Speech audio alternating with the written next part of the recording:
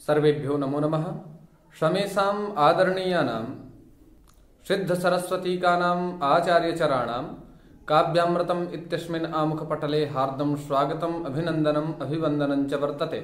अद्य वयं महाकविभर्तृहरिविरचितस्य नीतिशतकमित्यस्य ग्रंथविशिष्टस्य विषये चर्चामः। आज हम लोग महाकवि भर्तृहरि प्रणीत नीति शतकम के 23वें श्लोक के बारे में चर्चा करेंगे। प्रस्तुत इस श्लोक में महाकवि भर्तृहरि जी ने बहुगुणवती सत्संगति का प्रतिपादन किया है। तो आइए ग्रंथ के अनुसार हम लोग भाषा का अवलोकन करते हुए अध्ययन करेंगे।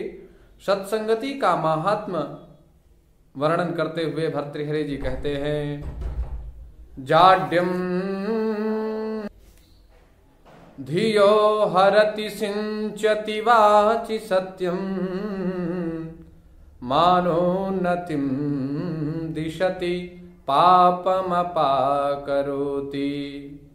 चेतः प्रसादयति दिक्षु तनोति कीर्तिं सत्संगतिं कथय किन्न करोति पुंसाम् सत्संगतिं कथय किम न करोति पुंसाम्। अर्थात या सत्संगति ही वर्तते, जो सत्संगति होती है वो किस प्रकार से उसका क्या महात्म्य है, इसका विशद वर्णन करते हुए भर्तृहरि जी कहते हैं कि धिया जाड्यम हरति। धिया अर्थात बुद्धि की, जाड्यम अर्थात जड़ता को, हरति माने दूर करती है।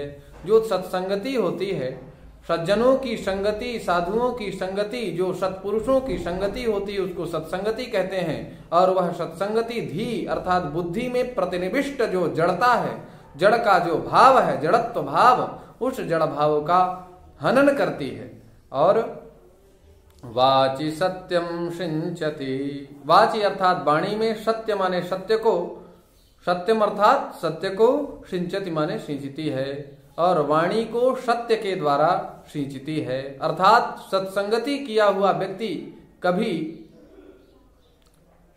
झूठ बोलने की कोशिश नहीं करता है। अर्थात सत्संगति का ही यही महात्म्य है कि व्यक्ति झूठ बोलने की कोशिश भी करे तो अंतरात्मा से एक आवाज आती है कि हमें झूठ नहीं बोलना चाहिए, क्योंकि हमने सत्संगति में सत्पुरुषों के सानिध्य में ये संस्कार सीखा है। इसलिए हमें कदापि इस प्रकार मिथ्या वाक्यों का प्रयोग नहीं करना चाहिए। और मानोन्नतिम दिशति। मानोन्नतिम अर्थात सम्मान व या फिर उन्नति को, दिशति माने निर्दिष्ट करती है, अर्थात मान सम्मान को बढ़ाती है और या फिर सन्मार्ग को या उन्नति के मार्ग को प्रशस्त करती है ये सत्संगति।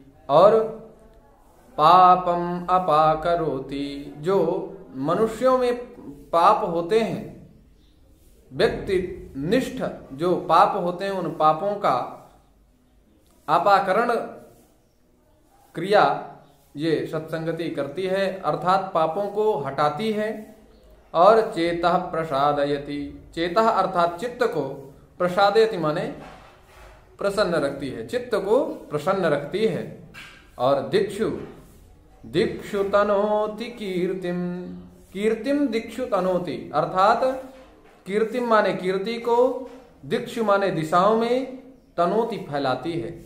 अर्थात जो कीर्ति है, जो हम लोग जो यश है, उस यश को फैलाती है। और अंततः भर्तृहरि जी कहते हैं कि कथय बताइए, सत्संगति ही अर्थात जो सज्जनों की संगति होती है, सत्संगति पुंसाम किम न करोति। अर्थात पुंसाम माने मनुष्यों के लिए, किम अर्थात क्या, न करोति अर्थात नहीं करती है। अर्थात सत्संगति सब कुछ कर सकती है।